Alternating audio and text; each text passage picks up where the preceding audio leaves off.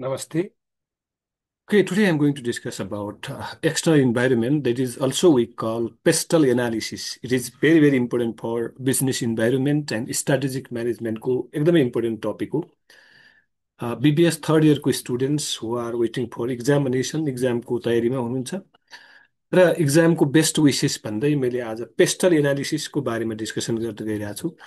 सामान्यतया it is a very important part of external environment. So the external environment of a business refers to all the factors outside the companies that can affect its opportunity and performance as well. त्यस्तो component जुन बिजनेसको internal म्यानेजमेन्टले control गर्न नसक्ने विभिन्न फ्याक्टरहरू जसले opportunity र threat create गर्छ, त्यस्ता विभिन्न चाहिँ कम्पोनेन्टलाई हामी एक्सटर्नल इन्भाइरोमेन्ट भन्छौँ. These factors are generally beyond the direct control of the business and can present both opportunity and threats.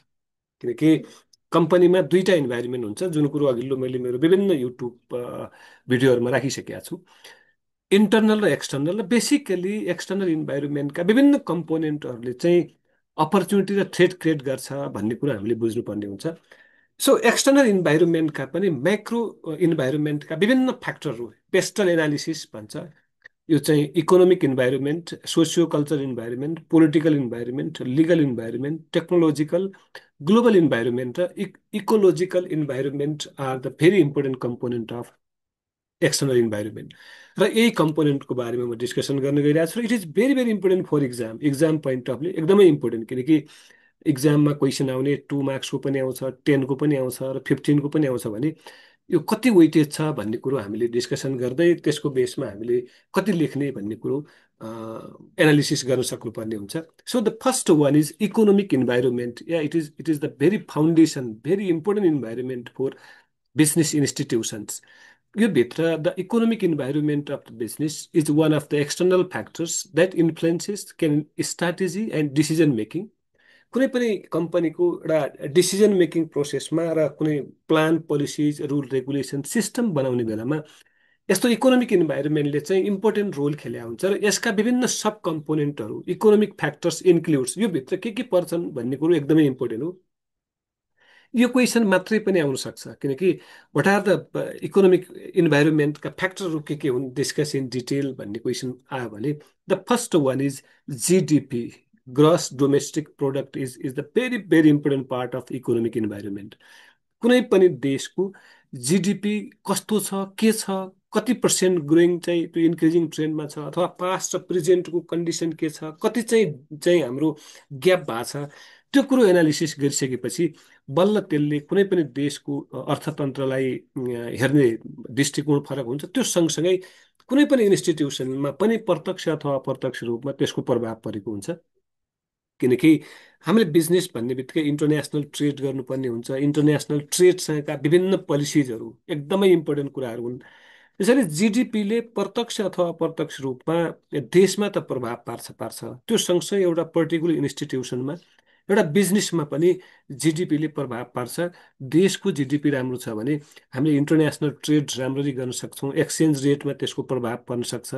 विभिन्न पोलिसीहरू बनाउने बेलामा त्यसको प्रभाव पर्न सक्छ. यो कुरो एनालिसिसको पार्ट हो. त्यो सँगसँगै एक्सचेन्ज रेटहरू मैले डिस्कसन गरेँ कि कुनै पनि बिजनेसले इन्टरनेसनल ट्रेड गर्दाखेरि डलरमा पेमेन्ट गर्नुपर्ने हुन्छ र डलरमा तिर्दा र डलरमा लिँदाखेरि त्यसको एक्सचेन्ज रेटमा कस्तो फ्लक्चुएट भएको छ भन्ने कुरोले पनि देशको अर्थतन्त्रमा प्रभाव पार्छ. सो ट्याक्सेसन पोलिसी, कुनै पनि देशको ट्याक्स सिस्टम कस्तो छ भनेको बिजनेसले प्रफिट कमाइसकेपछि कति ट्याक्स तिर्नुपर्छ, अथवा त्यो ट्याक्सका दायराहरू के हुन्, ट्याक्सको दर के छ, कुन नेचरको बिजनेसलाई कति ट्याक्स लाग्छ भन्ने कुरो गभर्मेन्टका पोलिसीहरू हुन्. र यो पोलिसीले प्रत्यक्ष रूपमा देशको अर्थतन्त्र तथा बिजनेसको इकोनोमिक एक्टिभिटिजमा पनि यसले असर गरेको देखिन्छ. So interest rate it is the very important factor. कुनै पनि बिजनेसको इकोनोमिक फ्याक्टरको एकदमै इम्प्याक्ट पार्ने चाहिँ इन्ट्रेस्ट रेट हो. इन्ट्रेस्ट रेट बढ्यो भने कुनै पनि कम्पनीले लोन लिन सक्दैन. यदि इन्ट्रेस्ट रेट थोरै भयो भने लोन लिन सक्छ. त्यो लोन लिएको पैसा विभिन्न सेक्टरमा चाहिँ इन्फ्रास्ट्रक्चर डेभलपमेन्टमा होस् अथवा विभिन्न अरू के कामको लागि दियो, त्यो परियोजनामा चाहिँ बढीभन्दा बढी म्याक्सिमम युटिलाइज गर्दै प्रफिट कमाउन सक्छ. तर इन्ट्रेस्टका रेटहरू महँगो हुने बित्तिकै त्यसको प्रत्यक्ष असर चाहिँ बिजनेसको डेभलपमेन्टमा, बिजनेसको एक्सपान्सनमा, यस्ता कुराहरूमा हामीले ध्यान दिनुपर्छ कुनै पनि कम्पनीले पोलिसी बनाउँदाखेरि र डिसिजन मेकिङ गर्दाखेरि। सो फिस्कल पोलिसी, यस, देशको सरकारले बनाउने पोलिसीलाई हामी फिस्कल पोलिसी भन्छौँ, यसलाई बजेट पनि भन्छौँ। र यस्ता विभिन्न कुराहरू, बजेटरी सिस्टममा भएका कुराहरूले पनि देशको अर्थतन्त्र सँगसँगै एउटा बिजनेसको पर्टिकुलर इन्स्टिट्युसनको पनि एउटा इकोनोमिक एक्टिभिटिजमा फरक पारेको देखिन्छ। देशमा नयाँ बजेट आउने बित्तिकै त्यसमा के कुराहरूमा चेन्ज हुन्छ, कस्ता कस्ता पोलिसी आउँछन्, त्यो पोलिसीले गर्दाखेरि प्रत्यक्ष हाम्रो बिजनेसमा चाहिँ इम्प्याक्ट परेको हुन्छ। So fiscal policy is the very important component of this economic environment. So monetary policy is prepared by central bank of nation. नेपालमा नेपाल राष्ट्र ब्याङ्क हो भने अरू देशमा पनि विभिन्न सेन्ट्रल ब्याङ्क हुन सक्छन्। त्यो सेन्ट्रल ब्याङ्कले बनाएका पोलिसिजहरू जुन बेसिकली देशको क्यापिटल मार्केटसँग रिलेटेड पोलिसिजहरू, देशका विभिन्न ब्याङ्कसँग, ब्याङ्किङ सेक्टरसँग रिलेटेड चाहिँ पोलिसिजहरू बनाएको हुन्छ र जसले गर्दाखेरि यसको प्रत्यक्ष असर हाम्रो बिजनेस पोलिसीमा पनि पर्न सक्छ। त्यो कुरोहरू हामीले बुझ्नुपर्ने हो। सो इन्फ्लेसन प्रत्येक वर्ष हाम्रो जस्तो डेभलपिङ कन्ट्री अथवा अन्डर डेभलप्ड कन्ट्रीको रेट हेर्ने हो भने इन्फ्लेसनको रेट चाहिँ बढ्दै गएको देखिन्छ। किनकि पैसाको भ्यालु घट्यो घट्यो र कुनै गुड्स एन्ड सर्भिसेसको भ्यालु बढ्यो भने त्यो चाहिँ इन्फ्लेसन हो भन्न हामी सक्छौँ, हो नै त्यही हो। तर इन्फ्लेसनको रेट नेपालको केसमा हेर्ने हो अथवा कुनै पनि इन्टरनेसनली यो डेभलपिङ कन्ट्रिजहरूमा हेर्ने हो भने इन्फ्लेसनको रेट बढ्दै गएको छ, किनकि पैसाको भ्यालु घट्यो र कुनै पनि गुड्स एन्ड सर्भिसेसको भ्यालु बढ्यो भने त्यो अर्थतन्त्रको लागि त्यति राम्रो मानिँदैन। त्यसैले एउटा बिजनेसले आफ्ना प्लान, पोलिसी अथवा स्ट्राटेजी बनाउने बेलामा यस्ता विभिन्न फ्याक्टरलाई ध्यान दिएर चाहिँ पोलिसी प्लानहरू बनाउनु पर्छ भन्ने कुरो हामीले बुझ्नुपर्ने हो। सो यो सँगसँगै the political environment is the very important factor. किनकि कुनै पनि देश विकासको लागि, कुनै पनि बिजनेसको विकासको लागि एउटा रुट भनेको पोलिटिक्स हो। किनकि पोलिटिक्सबाट गभर्मेन्टको फर्मेसन हुन्छ। गभर्मेन्ट फर्मेसन भइसकेपछि गभर्मेन्टले बनाउने विभिन्न किसिमका प्लानहरू, विभिन्न किसिमका पोलिसिजहरू एकदमै चाहिँ बिजनेसमा पनि प्रत्यक्ष त्यसले असर गरेको हुन्छ। सो पोलिटिक्सले क्रिएट गरेका विभिन्न किसिमका अपर्च्युनिटिजहरू अनि थ्रेटहरू हुन सक्छन्। किनकि जुन कुराहरू अहिले नेपालको केसमा हेर्ने भने 3 टायर्स अफ गभर्मेन्ट छ डेभलपिङ कन्ट्रीमा। एउटा सेन्ट्रल गभर्मेन्ट छ, एउटा प्रोभिन्सियल गभर्मेन्ट छ र अर्को चाहिँ हाम्रो लोकल गभर्मेन्ट छ। यो विभिन्न आइडियोलोजी भएका पार्टीहरू मिक्सअप पनि भएको छ र जसले गर्दाखेरि स्टेबल गभर्मेन्ट पनि नसकेको र कुनै प्लान बनाउने बित्तिकै त्यो प्लान चाहिँ बहुमतले पारित नभइकन त्यो त्यत्तिकै पेन्डुलम पेन्डिङ हुँदै जाँदाखेरि देशको विकासमा चाहिँ बजेट खर्च नभएको पनि देखिन्छ र देशको अलिकति विकास कम भएको हो कि भन्ने अनुमान गर्न हामी सक्छौँ। So it refers to the influences from government institutions, strategies of political parties, and policies of states and local government, and relationship between government and business is the important factor. किनकि यहाँ त 6 महिनामा, वर्ष दिनमा गभर्मेन्ट चेन्ज हुने बित्तिकै एउटा गभर्मेन्टले पोलिसी अर्को बनाउँछ, अर्को आउने बित्तिकै त्यसलाई चेन्ज गर्छ र बिजनेससँग टाइअप गर्न सकेन, बिजनेसलाई फ्लोरिस गर्न सकेन, बिजनेसलाई बुस्टअप गर्न सकेन भने त्यसले देशको चाहिँ अर्थतन्त्र सँगसँगै एउटा इन्डस्ट्रियल सेक्टरको विकासमा पनि असर गरेको देखिन्छ। So managers must know about the political environment. किन कुनै पनि बिजनेस इन्स्टिट्युसनको म्यानेजर अथवा लिडरले पोलिटिकल्ली चाहिँ कस्तो प्रभाव पर्छ भन्ने कुरो एनालिसिस गर्नुपर्छ। अहिले हामी we are in global village भन्छौँ हामी, किनकि संसारका विभिन्न बिजनेस हाउसेसहरूले पनि लगानी गर्न सक्छ, लगानी गर्नुपर्छ पनि भन्छौँ। र अहिले पछिल्लो केसमा नेपालका बिजनेस घरानाहरूले पनि विदेशमा लगानी गर्न पाउँछ, फ्रिली चाहिँ इन्भेस्टमेन्ट गर्न पाउँछ भनिसकेपछि हामी ग्लोबल भिलेज हो र विभिन्न इन्टरनेसनली इन्फ्लुएन्सेस भएका प्लान पोलिसिज पनि राम्ररी यहाँ चाहिँ हाम्रो जस्तो देशमा अथवा कुनै पनि कन्ट्रीमा लागू गर्न सकेन भने विकास हुन गाह्रो हुन्छ। त्यसैले it imposes certain legal constant of the on the business. लिगल कन्स्टेन्टहरू के हुन सक्छन् त्यसको बारेमा स्टडी गर्नुपर्ने हुन्छ। It establishes a market atmospheres that may be pro business or anti business. किनकि अहिले बिजनेसको विरुद्धमा चाहिँ अथवा एन्टी बिजनेस भनौँ अथवा प्रो बिजनेस एक्टिभिटिजहरू के, कुन कस्तो राजनीतिक पार्टीले के गर्दैछ र मार्केटको ट्रेन्ड के छ, विगतमा के हो, हामीले एक्सपान्सन गर्दा बेटर हुन्छ कि हुँदैन, यस्ता विभिन्न कुराहरू हामीले एउटा म्यानेजरले, एउटा लिडरले एनालिसिस गर्नुपर्ने हुन्छ। तर एनालिसिस गर्नुको लागि पनि स्टेबल हुनु चाहिँ एकदमै आवश्यक हो, किनकि स्टेबलै भएन भने त्यो एनालिसिस गरेको त्यो फार साइटेडनेस भिजन बनाएको कहिलेकाहीँ इम्प्लिमेन्ट नहुन पनि सक्छ। So it has the potential to provide stable needed for long term planning, exactly, किनकि बिजनेस भनेको it is a continuous process हो। र कन्टिन्युस प्रोसेसको लागि लङ टर्म प्लान पोलिसी बनाउँदाखेरि पोलिटिकल इन्भाइरोमेन्टले इन्फ्लुएन्सेस पार्ने विभिन्न तत्त्वहरूलाई हामीले एनालिसिस गर्नुपर्ने हुन्छ। So the major component of this political environment is political ideology, हामीले स्टडी गर्नुपर्ने, कन्स्टिट्युसन अफ द नेसन, किनकि यो पनि विभिन्न पोलिटिकल पार्टिजका नेताहरूले बसेर बनाउने संविधान छलफल गरेर बनाएको कन्स्टिट्युसन हो। र पोलिटिकल पार्टिजहरूका विभिन्न थिङ्किङ फरक हुन सक्छन्। गभर्मेन्ट एन्ड इट्स ब्रान्चेसहरू भने नेपाल जस्तो देशमा चाहिँ अहिले फेडरल सिस्टममा गइसकेपछि विभिन्न ठाउँमा गभर्मेन्टले हस्तक्षेप गर्दाखेरि बिजनेसको फ्लोरिस नभएको पनि हुनसक्छ, कुनै ठाउँमा चाहिँ राम्ररी त्यसलाई चाहिँ बुस्टअप गर्दाखेरि विकास भएको पनि देखिन्छ। सो कुनै एउटा बिजनेसम्यानले एउटा इन्स्टिट्युसन इस्टाब्लिस गरेको इन्टरप्रेनरले चाहिँ यस्ता विभिन्न कम्पोनेन्टहरूमा ध्यान दिएर यदि हामीले बिजनेसमा इन्भेस्टमेन्ट गर्यौँ भने त्यसबाट अपर्च्युनिटी पनि आउन सक्छ र कहिलेकाहीँ थ्रेट पनि आउन सक्छ। त्यसैले यो बियोन्ड आवर कन्ट्रोल हुनसक्छ। Socio culture environment is very important factor है। कुनै पनि देशमा, कुनै पनि समाजमा, कुनै पनि सोसाइटिजमा चाहिँ हामीले इन्भेस्टमेन्ट गर्दाखेरि त्यो त्यो लोकल इन्भाइरोमेन्ट अथवा लोकल कल्चर के हो भन्ने कुरोले पनि हामी एकदमै अभ्यस्त हुनुपर्छ, किनकि त्यो सोसाइटीको कल्चर के हो, त्यो सोसाइटीको पर्सेप्सन के हो, त्यसको थिङ्किङ के हो, त्यहाँको विभिन्न ह्युमन रिसोर्सेसको चाहिँ पर्चेजिङ पावर के छ, कल्चर के हो, नर्म्स के हो भन्ने कुरो हामीले बुझ्नुपर्ने हुन्छ। र त्यो बुझ्न सकेनौँ भने त्यसबाट हामीले एकदमै ठुलो थ्रेट पाउन सक्छौँ, च्यालेन्ज आउन सक्छ। त्यो च्यालेन्ज, त्यो थ्रेटलाई चाहिँ हामीले अपर्च्युनिटीमा चाहिँ चेन्ज गर्नुको लागि त्यही सोसाइटीमा, त्यही माटोमा हामीले भिज्नुपर्छ भन्ने कुरो हामीले स्टडी गर्नुपर्छ। त्यसै अनुसार चाहिँ बिजनेसको एक्सपान्सन अथवा बिजनेसको चाहिँ फ्लोरिस हामीले गर्न सक्छौँ भन्ने कुरो हो।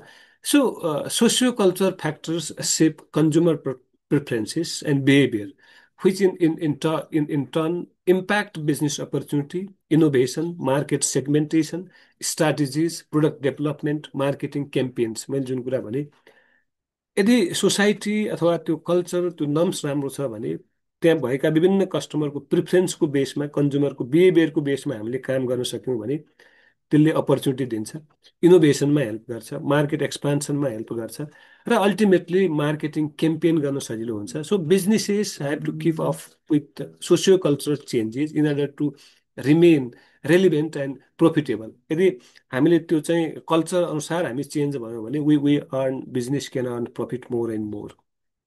So, socio-cultural factors includes consumers' lifestyle, exactly, buying habits, education, religion, beliefs, value, demographic, social classes, sexuality and attitude।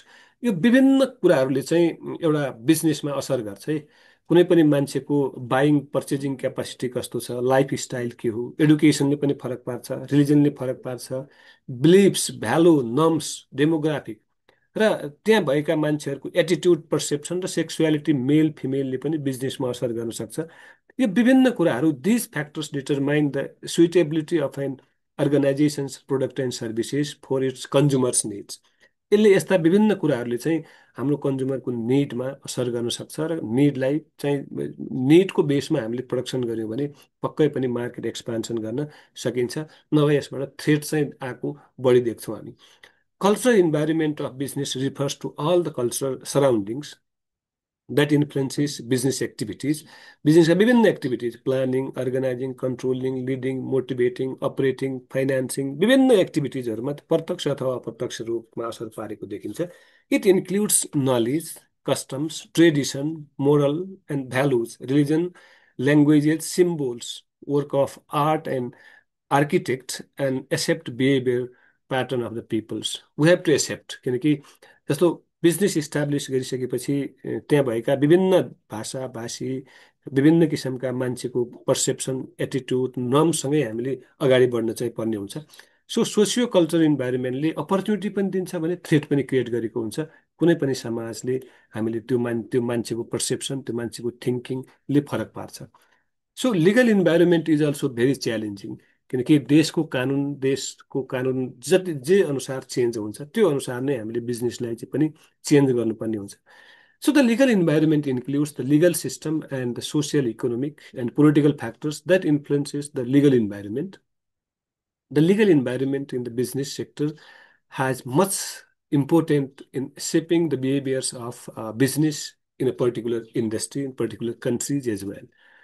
The legal environment of business includes various legislations, law scheme, administrative order by governmental authorities, judicial precedents, decision by various commissions and agencies of government, etc. यो सबै कुराहरूले चाहिँ बिजनेसमा opportunity पनि दिएको हुन्छ भने sometimes threat पनि क्रिएट गरेको हुन्छ र एउटा इन्स्टिट्युसन इस्टाब्लिस भइसकेपछि यस्ता विभिन्न कुराहरूको हामीले स्टडी गर्नुपर्ने हुन्छ त्यो स्टडी गरिसकेपछि त्यही अनुसार हामीले अगाडि बढ्नुपर्ने हुन्छ किनकि एक्सटर्नल फोर्सेसलाई हामी चेन्ज गर्न सक्दैनौँ हामीले त्यो अनुसार चेन्ज हुनुपर्ने हुन्छ सो यो भित्र विभिन्न कन्ट्र्याक्ट लहरू भई कन्ट्र्याक्ट किनकि we need to contract between among different पार्टिजहरू त्यो कानुनले गर्छ कन्ज्युमर प्रोटेक्सन लहरू छ त्यसको स्टडी गर्नुपर्ने हुन्छ इम्प्लोइज प्रोडक्सन ल छ त्यसको स्टडी गर्नुपर्ने हुन्छ हेल्थ एन्ड सेक्युरिटी ल इन द वर्क प्लेस त्यसको स्टडी गर्नुपर्ने हुन्छ सेक्युरिटी अगेन्स्ट टर्मिनेसन्स कुनै पनि बिजनेसमा काम गर्ने मान्छेको टर्मिनेसन हुँदाखेरिका विभिन्न कन्डिसनहरू यो लेबर लभित्रै पनि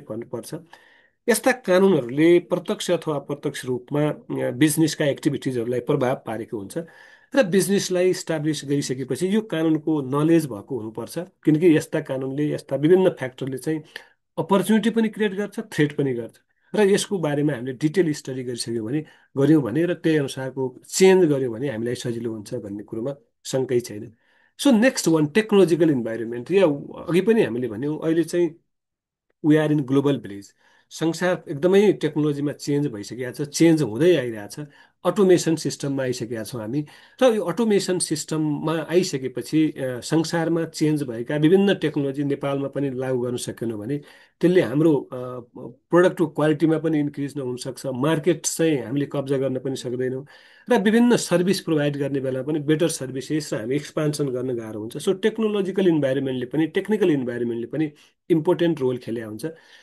Technological environment refers to the change in outputs, production methods, use of equipment, and quality of product.